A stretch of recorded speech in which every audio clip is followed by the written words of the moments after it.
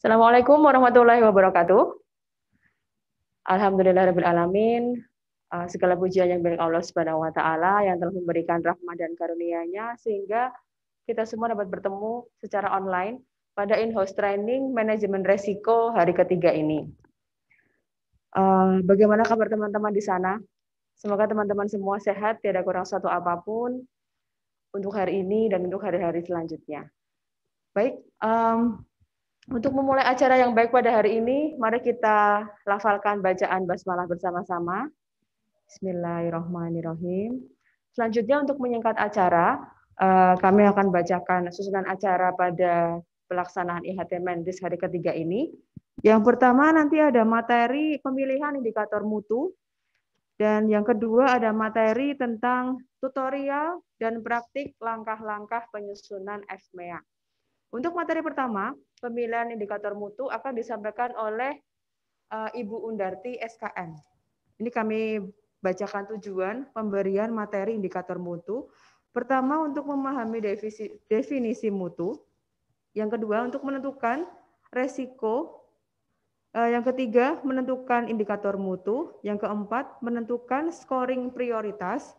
Yang kelima, untuk memilih indikator mutu. Baik, untuk menyingkat waktu, kita persilahkan narasumber pertama kita untuk segera memberikan materi yang mengenai pemilihan indikator mutu. Kepada Ibu Undarti SKM, waktu dan tempat kami persilahkan.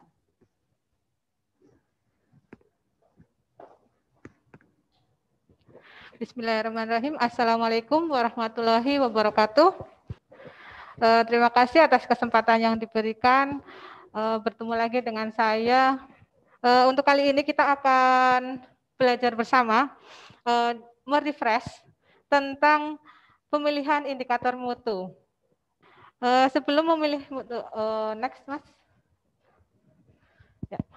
Sebelum memilih indikator mutu, ada baiknya kita lihat dulu definisi dari mutu itu apa. Ini saya ambilkan dari buku pedoman upaya peningkatan mutu pelayanan rumah sakit tahun 1994.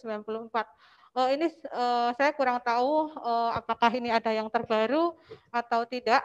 Jika ada teman-teman yang mengetahui mungkin ada yang terbaru, boleh disampaikan kepada kami. Baik, mutu adalah kegiatan tanpa salah dalam melakukan pekerjaan. Hebat sekali ini ya, tanpa salah.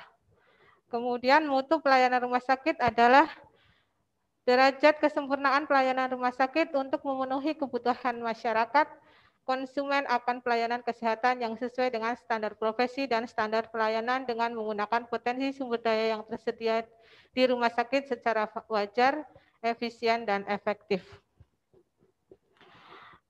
Kemudian next mas. Ya. Untuk mengetahui mutu kita sudah terbiasa menggunakan yang namanya indikator mutu.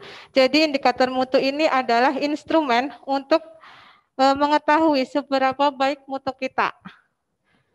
Next, mas. Langkah-langkah menyusun indikator mutu. Kita bisa merefresh dari literatur yang biasa kita gunakan, kemudian kita bisa mereview indikator yang kita gunakan selama ini.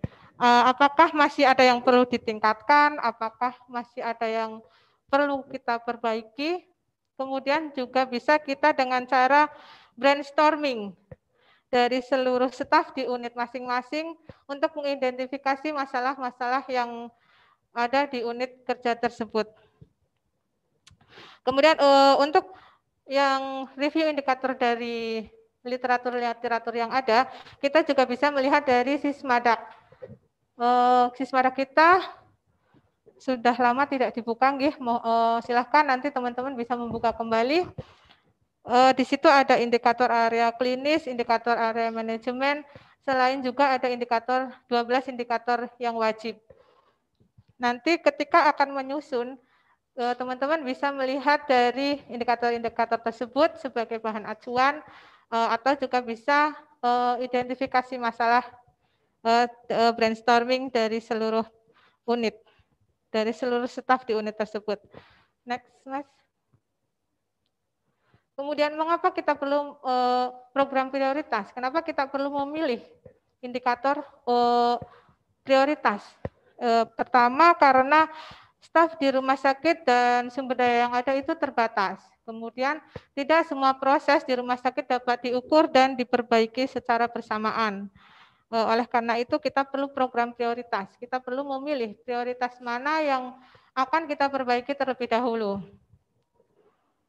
Kemudian seperti kemarin kita telah belajar pada manajemen risiko, ada penanganan risiko yang dapat kita terima, kita hindari, kita apalagi ya kita alihkan. Nah, untuk indikator-indikator atau permasalahan-permasalahan yang terkait dengan mutu, begitu juga ada yang harus kita perbaiki, ada yang mungkin bisa kita terima, dan seterusnya. Kemudian next, nah ini alur pemilihan indikator mutu. Ini hanya merefresh saja gitu teman-teman, kita sudah pernah melaksanakan yang ini. Yang pertama adalah identifikasi masalah di unit kerja.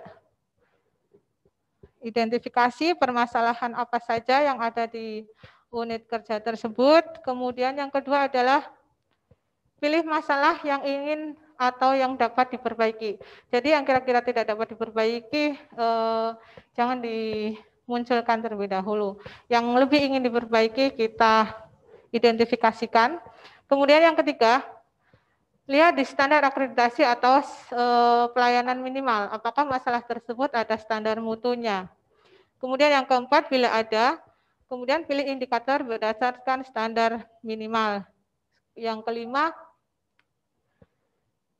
bila indikator sudah dipilih, buat profil indikatornya. Nanti kita akan share template profil indikatornya seperti kemarin sudah disampaikan. Kalau kita share tentang template itu artinya adalah PR. Kemudian yang keenam, melakukan uji coba pengumpulan data. Pengumpulan data uji coba pengumpulan data bisa kita sepakati 1-2 minggu untuk mengetahui permasalahan-permasalahan apa yang mungkin muncul ketika indikator itu mau kita nilai. Bisa nanti kita ada permasalahan formnya atau mungkin definisi operasional yang kurang lengkap gitu, nanti bisa kita lakukan di langkah ke-6 ini, kita uji coba selama 1 atau 2 minggu.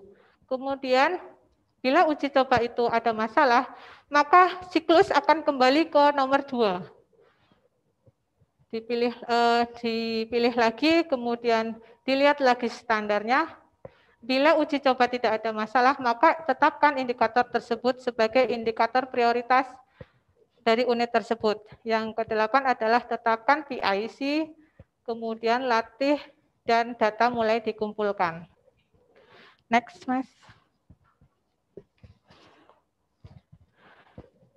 Ini dasar pemilihan indikator mutu yang telah kita sepakati untuk tahun 2020. Kita mulai tahun 2020 sudah menggunakan standar versi yang Senar edisi 1. Kita unsur-unsurnya itu ada 6 unsur,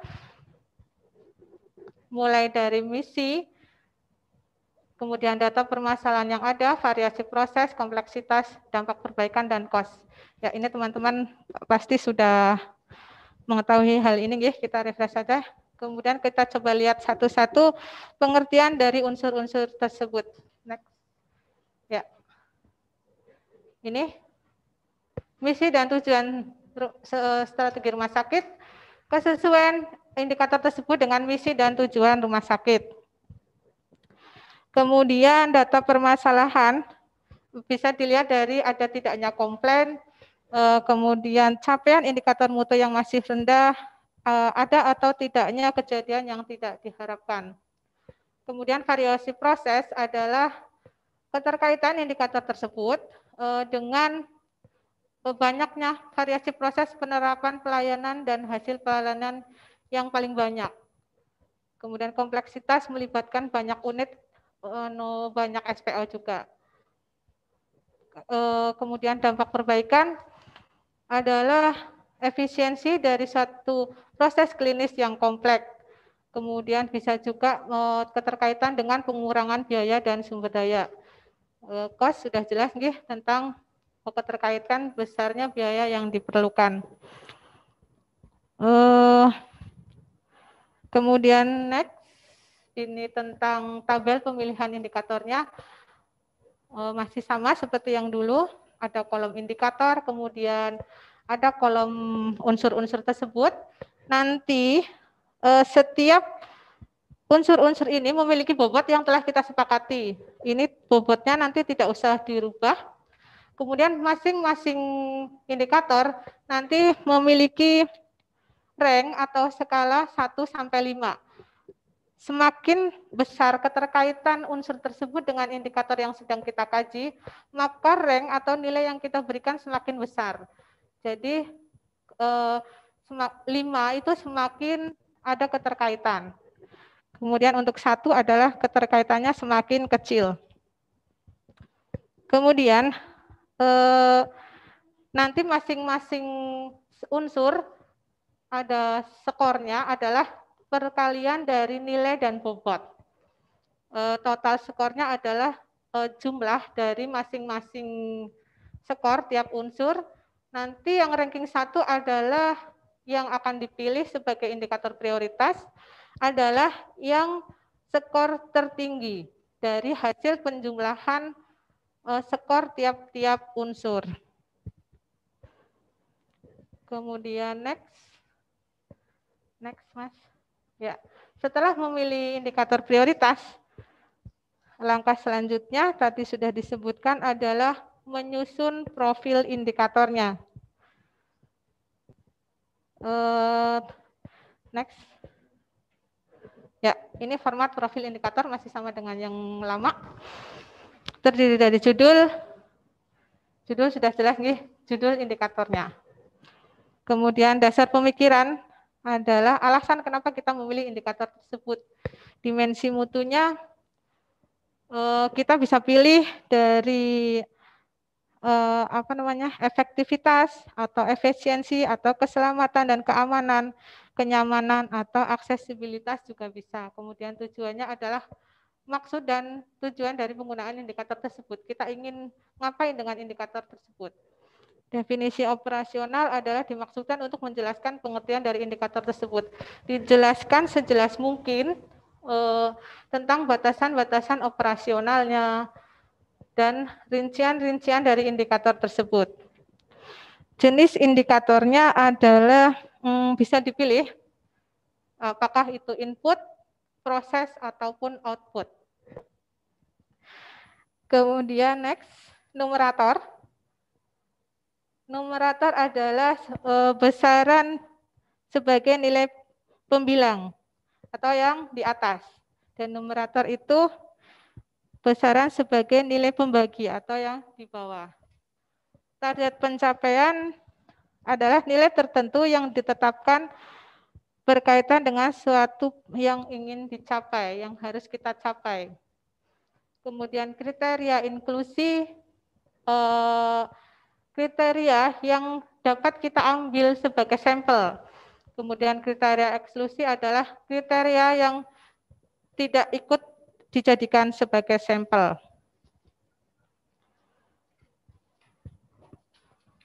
Kemudian formula pengukurannya kita seringkali menggunakan satuan persen, ya, adalah numerator per denumerator kali 100%.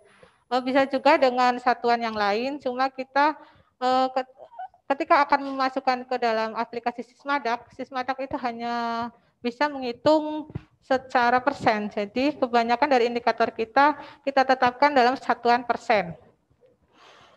Kemudian sumber data bisa dari sensus harian, rekam medik, frekuensi pengumpulan data, kita tetapkan saja nanti sama seluruh indikator. Ketika akan menyusun indikatornya, kita frekuensi pengumpulan datanya setiap bulan, atau mungkin ada yang nanti 3 bulanan, itu ditulis saja. Periode analisisnya kita samakan triwulan, semester, dan tahunan. Cara pengumpulan datanya itu bisa secara retrospektif atau survei. Kemudian untuk data-data yang kita mengumpulkan dengan cara survei, nanti kita bisa memilih sampelnya, menentukan besarnya jumlah sampel dengan cara penghitungannya kita tidak usah menghitung, nanti sudah dihitungkan pada tabel Kirji. Mohon maaf untuk kali ini saya lupa menampilkan di slide tentang tabel Kirji. Nanti saya share di grup boleh. Itu bentuknya sudah dihitungkan berapa populasi, terus berapa sampel yang representatif. Misalnya ada sampel 325 di tabel Kirji-nya tidak ditemukan angka 325 untuk populasi, maka kita gunakan pembulatan seperti dalam matematika. 325 itu lebih condong ke 300 atau ke 350 seperti itu. Kemudian sampel bisa kita total sampel atau sampling. Kalau sampling tadi ini penghitungannya. Kemudian rencana analisis, nanti kita copy paste aja dari seperti ini. Analisis tren dari waktu ke waktu. Kemudian metode dan teknik statistiknya kita menggunakan run chart. Run chart itu seperti garis, seperti biasa kita gunakan. Kemudian bisa juga kita perbandingkan dengan data eksternal atau rumah sakit lain, bisa melalui Sismadak juga. Kemudian diperbandingkan dengan standar yang sudah kita tetapkan atau standar dari literatur-literatur yang ada. Kemudian bisa juga dengan perbandingan dengan praktek terbaik. Kemudian instrumen pengambilan data, nanti ini adalah nama form pengumpulan datanya. Jadi nanti setelah masing-masing unit memiliki indikator prioritas, kita boleh berdiskusi tentang form pengumpulan datanya. Kemudian penanggung jawabnya adalah kepala instalasi atau kepala ruang. Next, ya ini sampai kita kepada RTL.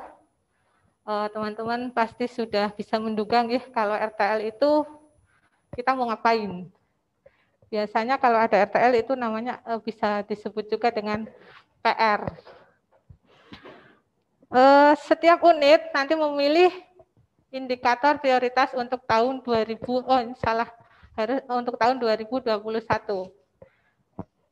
Kemudian menyusun profil dan form pengumpulan datanya. Jadi nanti teman-teman yang pertama adalah mengidentifikasi indikator-indikator apa atau permasalahan-permasalahan apa yang ada di unit tersebut. Nanti brainstorming di masing-masing unit, kemudian dimasukkan ke dalam yang tabel tadi Mas, yang Excel, yang slide sebelumnya. Nah, yang ini nanti teman-teman masukkan ke sini ya. Tinggal masukin aja, nanti template-nya kita share. Kemudian tinggal memberikan nilai antara 1 sampai 5 pada kolom N atau nilai. Nanti itu sudah menghitung sendiri. Yang ranking 1 adalah yang dengan total skor paling besar, nanti ditentukan. Kemudian kita susun profil indikatornya, nanti template profil indikatornya juga akan kami share. Mungkin itu saja yang dapat kami sampaikan. Bila ada yang mau didiskusikan, boleh didiskusikan. Mungkin kalau di forum ini tidak cukup, jadi nanti kita seperti biasanya boleh japri ataupun di grup WA, karena bisa jadi pertanyaan teman-teman itu mewakili dari pertanyaan teman-teman yang lainnya. Jadi nanti kita tidak menjawab satu-satu, itu mungkin lebih baik. Itu saja yang dapat saya sampaikan. Terima kasih atas perhatiannya. Mohon maaf bila ada kesalahan, banyak kekurangan. Wassalamualaikum warahmatullahi wabarakatuh.